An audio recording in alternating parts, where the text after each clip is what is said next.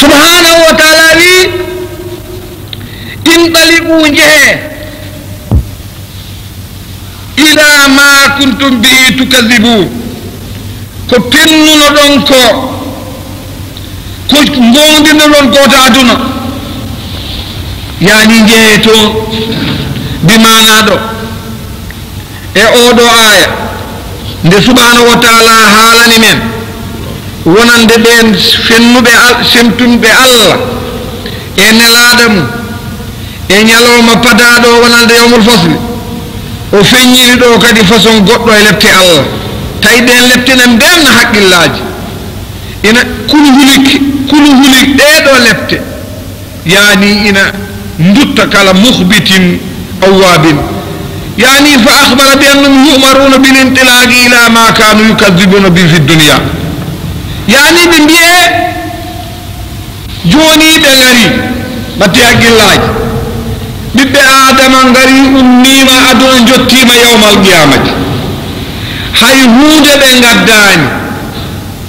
بيدون دي وحنو ناي بيدون دي وحنو يم بيدون دي وحنو كاج بيدون دي وحنو نياج ɓeyno ndewanno ko weli ɗumen goto fof e haradir mum goto fof yiddeyel mum joni noon ɓe jottima yawmal qiyamati malaikaji ɗi ɓe gara haɓe jotto e malaikaji coggoji he malaikaji ɗi mbiyaɓe intaliqu jehe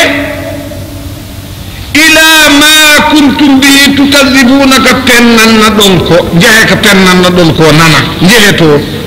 o jiiɗo allahu akbar so ɓe ummima ɗo hoɓe jaha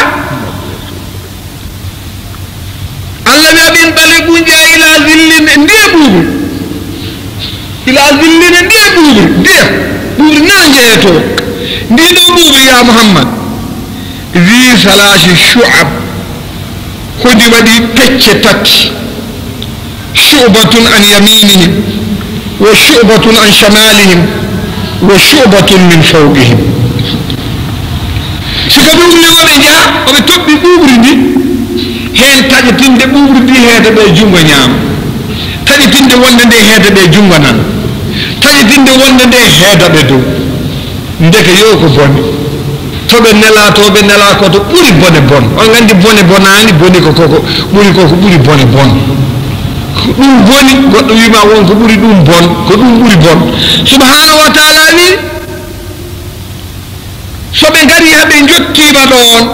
fal mouradu annum muhitu bihim min kulli janibin yani bone ono filtiɓe bangeji fof ɗon woniɗa aya goɗɗo qur'ana wi ahada bihim suradiquha ɗo woni oɗo place woniɗo cuurki jahannama filtotoɓe bangeji fof suradiquha woni keɗɗaje woni jiɗa turbine waɗate ni ina waɗe hakkude turbine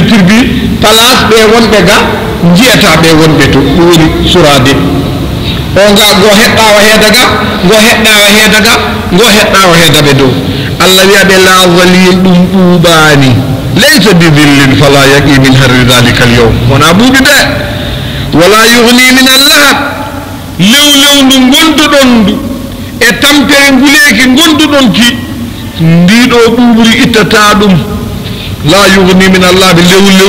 lewlewndu jahim lewlewndu bone toɓɓundu mon ndu ndiɗo ɓuuɓri ndu toɓɓiton ɗum haɗanta mon ɗum eɗen moni allah ɗo woni ɗo allah wi mon sur waqiat ɗo woni fi samumin wa hamimin wa dhillin min yahmumin la baridin wala karim ko ɗum nguleeki walla mbiyen ɗum ko ɗum mbooyi gonduɗo e nguleeki gonduɗo e ɓuuɓri gondude e nguleeki ɓuuɓol ala ɗon teddugol ala ɗon allah wi inna haala jayge nge soɓe mbeeliinge soɓe mbiyama jehe ɓe toɓɓi ɗeyɗo shobuji ɓe ngari haɓe mbeeli ɗum nge accat haɓe naata ɗum heedaɓe junngo ñaama ɗum heedaɓe junngo nana ɗum heedaɓe dow innaha e ɗo e o place mo jayge nge woni ɗo allah wi ko ɗo tarni tan nge weddoɓe bi shararina peette feetere hen fof kal ƙasare foti kono building ni feetere fonde huɓere so maɓɓima dow ma hoɗo ñifoyta hol pompier jogorɗo ñifde nguleeki maki jaygi ngeeɗo ya muhammad tarmi honge werlo honge weddo bisharar e pette e peete kal qasri poɗɗe huɓeere enen fof en nganndi huɓeere men ɗum ɗo so moƴƴima dow neɗɗo ɗo roodi nani tan ɗum ɗo tan ngel ɗo kuɓeyel kecce enen nganndi ɗo dakar kuɓeeji mum a kakadi sabu mawni ɗo tan koko nande bildine no walla ko nande ko juɓa keɓe jogii ko ɗa wona ɗum tan mawnen walla radio o kono keddi ko kayno hakadi kono noon ɗeɗo kuɓeeje ɗe ngannduɗaa ko jomiraɗo subahana taala anndi doole majje ka anna yani ɗo mbatte ɗo haqqillaaji ngeeɗo jaygi hoge yatatayaru min acharar mutafarriqa fi jihatin kasir yani no ɗe mbaasa ni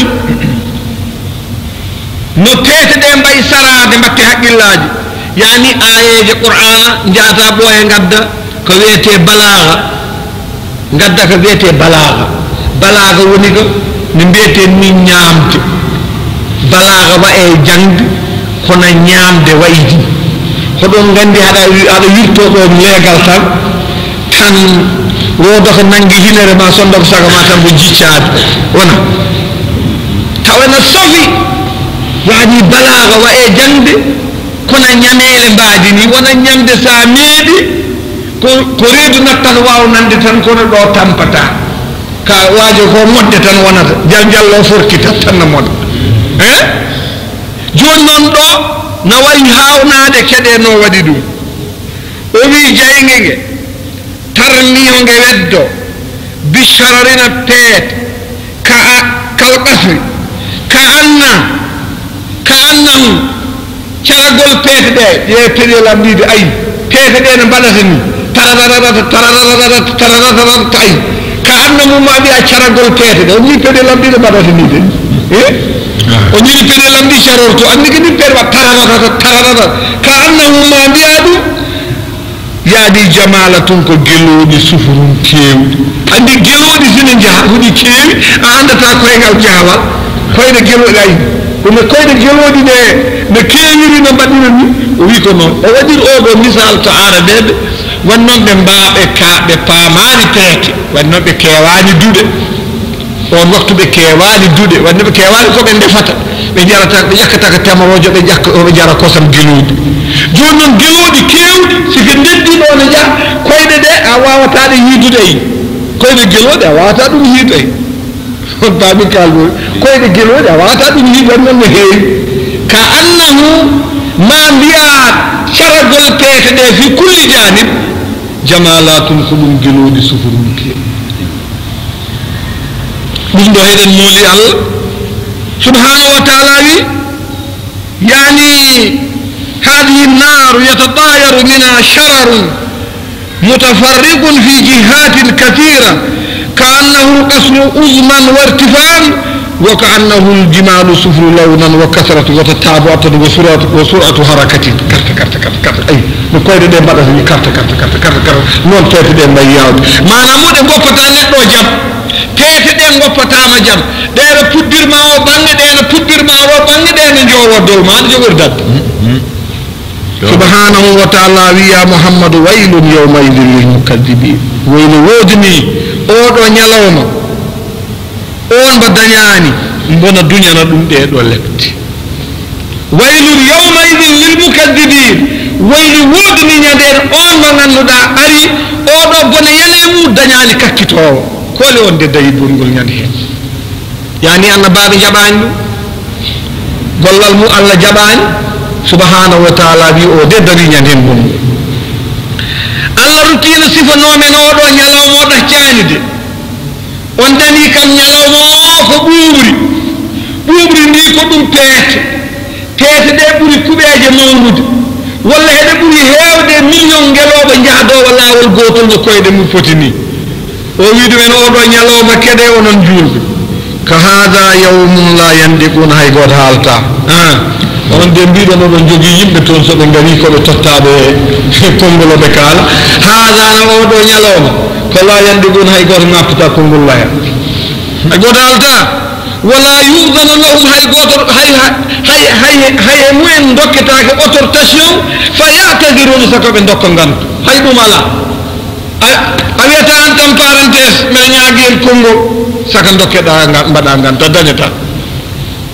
hay goto haalata hay goto sakkatittaki hay sa sakkatinamane a wawa gantinde hay sa tottama ya ɗaɓɓu ganto jaɓata wan noon ñalawma o konnguɗi ko jaggaji subhanahu wa taala wi oɗo ñalawma homo wonde wemre homo wonde kulol ولا يوزن في الاعتذار لأنه ليس لديهم أجر صحيح ولا جواب مستقيم على أجر شلد على كونغول غول فوتا جاباد بمعنى بكالتا هلكو بمعنى بكالتا كنفتا فكأنهم لا ينطقون وتقول العرب لمن ذكر ما لا يفيد ما قلت شيئا بمعنى أنا يبت الذي ويل يومئذ للمكذبين ويل وودري بين بأن باب الله ند jeertini ɗumen ɓe cali allah wi oɗo waylun yawmidin oɗo dewɗo e oɗo yawmum la yandiguno mbe firtanta mon ko woyli wodani ɓen ɓe annabaɓe noddi cali jabde hada no ɗum ɗo ya muhammadu ko yawmul fasl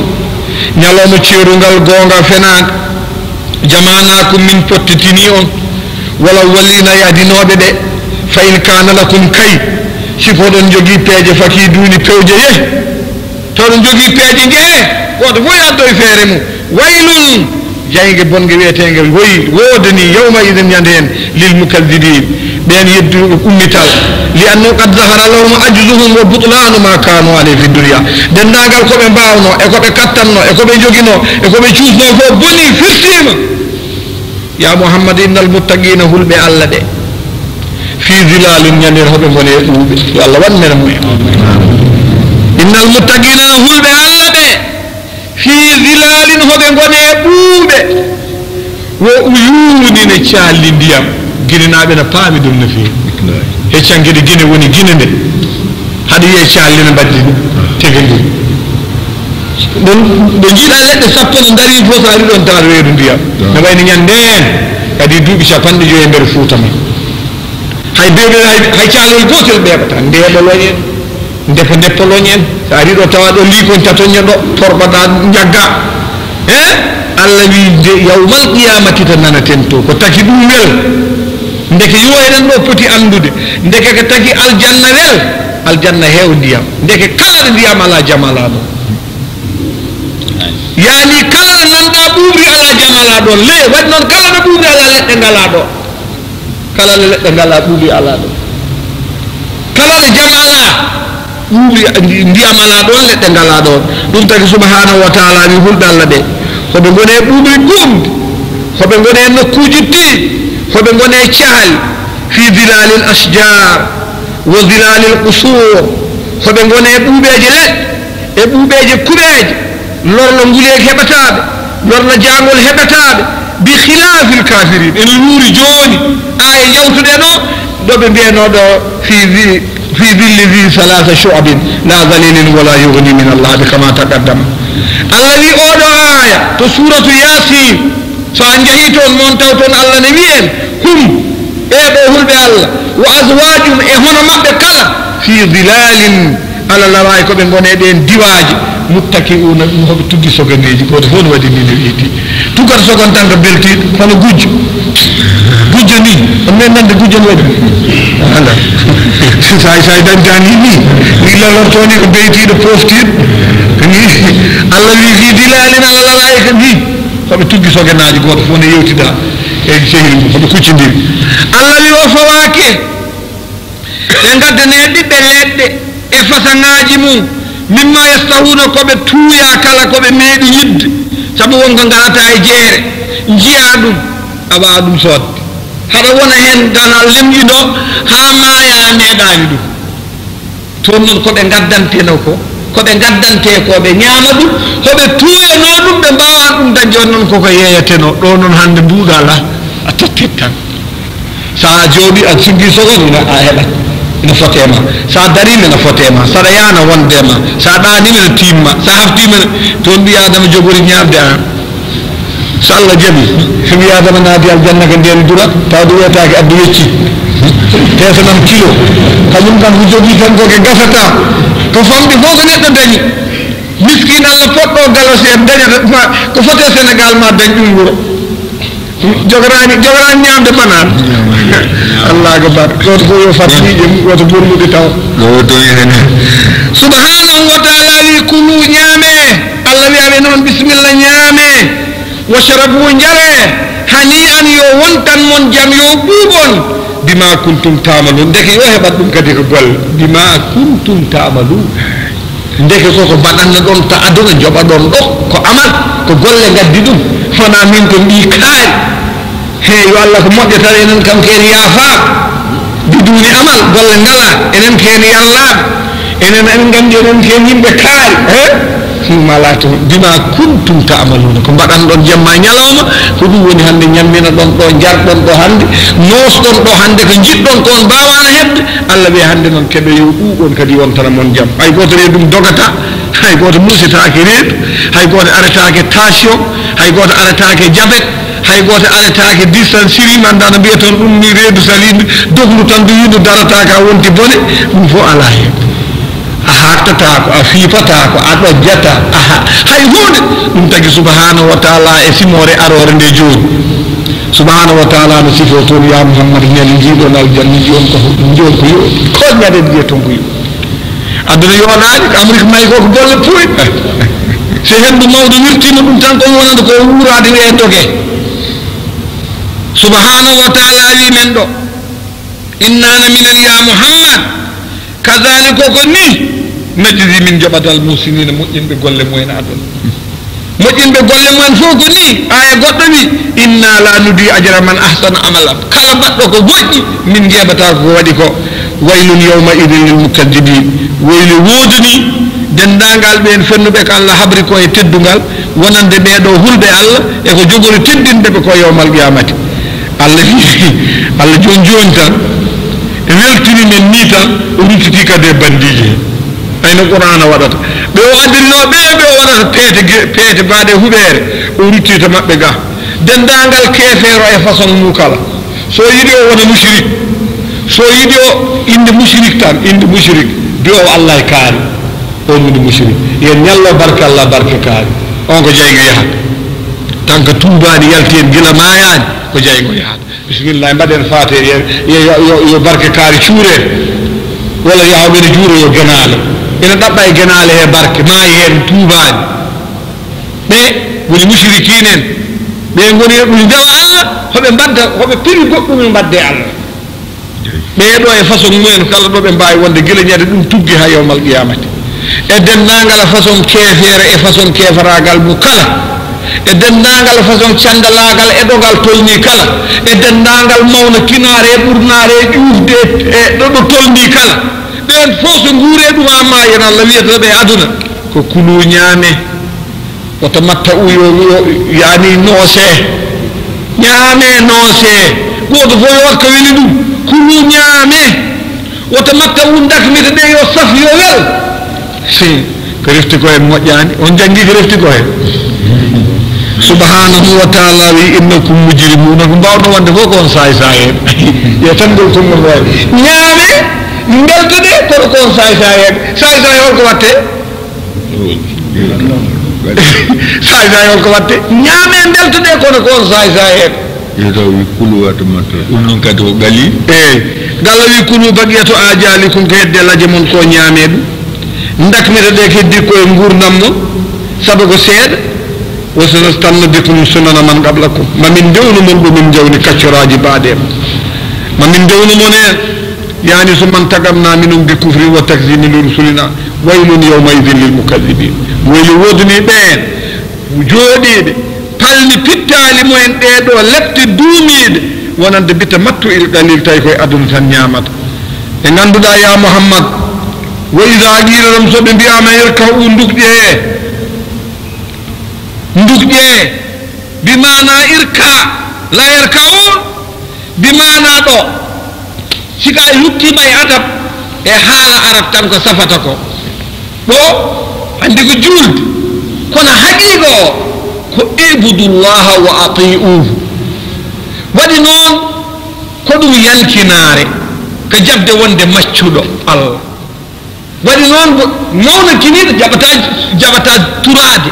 wiyata ko turade ko gacce jaggude koppi ko gacci saka noon tuurade nguyinɗa wona Allah wi soɓe mbiyanoma ndewe Allah gooto bimana ila so mbiyama irkaw bimana onon tu gonane Allah gooto la yarkawuna ɓe jaɓata nduƴata ɓe cujjata ɓe turatako bimana ida qila lahum li haulai ibudullah wa atiu wakhsaw yawman tatakallabu fihi alqulub wal absar istakbaru yani ɓe mawnakino ɓe nduuma e mawnakinare ɗum tagi nelaɗo sallallahu alaihi wasallam wi rawa anna nabiyya amara saqifan bisalati waaji gooto yamiri ɗum yo juulde fa qaalu mbi la nahbu ey la narkaw fa inna subbatun alayna minen de min ɓafata min tur ɓafde ni yani min turataka nde min nguyito sabu ɗum ko koyera amen sallallahu alaihi wasallam wi la khayra fi dinin laysa fi ruku'un wala sujud wata Allah wat diinayel ngel ganduɗa ngel ala sujud ngel anduɗa ngel ala jaggude kuppi goto e sahabaɓe biyeteɗo ibnu abbas قال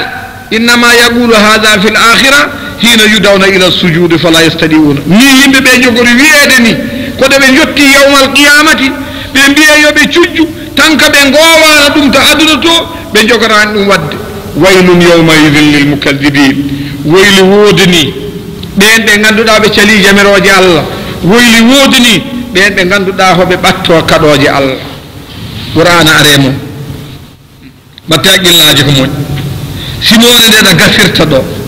homo namno men enen tum hay goto heddaki Allah na namno julɓe fof wiɓe la ilaha illallah muhammadan rasulullah o wiɓe fabi ayyihol fof hadisin ko wiyete haala haala tan haala yewtere yewteteɗe deftere jangateɗe waajo baajateɗo ko dendagal kina waɗe e moƴƴere hol fo haala hol fo yewtere badahu caggal qur'ana yuminode nde gonɗinto holde hen ndela oɗo aya oɗon sernaɓe fof jangganim ndela ɓe jangganim onon de siko wiyama qur'ana ene jangga on jaɓata kono so wiyama ɗa joni ko nande wirduji nanɗa jooɗi walla cher nanɗa jooɗi onon fof jottoyto to Allah wi hol fof ko o foti haala hol fo haala kalate ko lesasmane badahu caggal qur'ana yuminuna ko kalɗon gonɗinto hol kan haala hoɗo ko woni hol haala caggal qur'ana gonɗinte hol kan wobi ayi hadisin ba'dahu yuminu subhanahu wa ta'ala ƴewtanɗo qur'ana heɓɓato men ñande fof jemma ñalawma sabu qur'an ida lam yuminu bi hadi dalail ala tajalliha wa wuduhiha siko tawi yimɓe ɓe gonɗinani ɗiɗo dalillaji noɗi peeñiri e noɗi leeliri fabi ayi kalamin ba'da hada yusaddiqu hol haala ko wona kaɗo sabu qur'an ko deftere rendinde aduna e lahara feññinde dendagal ummitogol e taguede e laawol ngol ganduɗa hay goto meeɗa hen rew sabu qur'an ina rendini bayanu shafi peññingol laamgol won haqqul waade e gonga labɗo cer fama balum la yubadiruna ila al imani bi qabla al fawati wa hululil maut ko haɗi yimɓe ɓe keño ɓe gonɗina qur'ana ko adi de ɗum fatato de adi neɗɗo jippotomade wadamol intifai bi asa wala Allah waleyde hawnaki yama jo subhanahu wa ta'ala ina wiyeto rutto men pour ɓeyde ɗen jogade imanagal ɓeyde ɗen jogade fellital fadi ayi hadisin baado masalan enen ɓe wiɓe ken muminine enen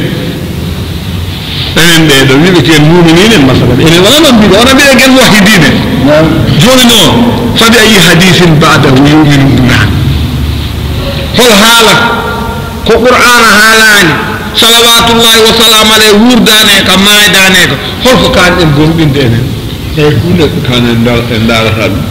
ɗum holko kanɗen gonɗin wona qur'an siko tawi en gonɗi ɗi qur'an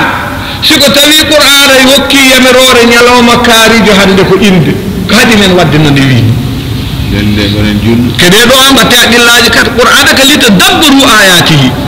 qur'ana wi men ko ni dewgal waɗirte ko haɗi men mbaɗen qur'ana yawma dewgal so qur'ana wi men ñande mayde ko ni ko haɗi men mbaɗen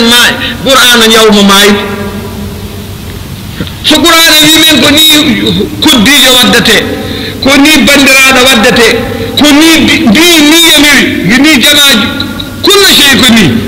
فبأي حديث قل فور حالي العادة حالي من تو حالي الكمبيوتر كوكو موضع من تويه سيرنا من نون بدت ونون بي بولوندا من نون ودت عادة جامي نون بدت وبأي حديث بعده شغل القرآن يي حالي ها غسني يمني ها غسني هولي ها غسني ليرني ها لابي لمني ها وي توي شغل دو holko jungo kaadi gomdi siko tawi non jaba dum gomdinde janga sa wi hada moni no don mi kay ko bi juldo hol yamana gal jogida hono gal wiyete Allahu akbar yani la budda bi tadabburu ayati batena ilaji alquran ka layat jona wi hakika hada ka bada maslaha kono non an kay maslaha kay ko e makko kono wana an kay jondu wi hore ma jonno Allah nani wi kay yid rasul sallam ko dum yid kono non bolonda ma yida anne hada hakkunde de joni non Allah bolonda podondiri bolonda wi ko ni Allah wi ko ni joni non batto ya Allah la tawani Allah sika tawi Allah certa e mabbe yeyi serde bandu men de kam mojjaani kono jewde ko Allah do podondiri serde ban on gol do kongoleren gol jogi on gol faama kono en cuwa faamde sertude Allah ne mojjaani ngay bur bande sertude Allah mojjaani kono be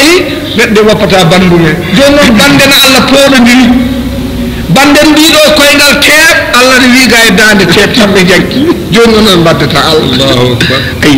la budda fa dum do joni wona tan haala kana haale la ko shari'ati alquran wa awamir alquran shari'ati alquran ay jamiroje mu e kadoje mu woni ko arata e yesa me julbe hande ko dennabo onon biya inde joni non Allah wi ko nyande jeedidi yo akal wala yawma sabi'i nelaade wi cuguledi de ko nyande jeedidi onen no kalden Allah tan enen honi nyalawma indete jeetete jami joni non enen Allah no baddude fuuda de no jerete en hono badduden Allah nawi walla enen nawi enen nawi miren Allah sugene min goppata koreji amen goppata ɗum noon joni noon oɗo aya sa ruttitima hemba a ƴewtima mbo tigi a waɗimo pratique ni a ƴeewimo a irti haɗa wawi yondinade qur'an ɗo tan fabeyi hadisin hol saria hol yamirore hol haɗore hol yidde hol sohloyel hakkunde ma e joomi caggal de qur'ana waɗi ko kanɗa rewde sabu subhanahu wa taala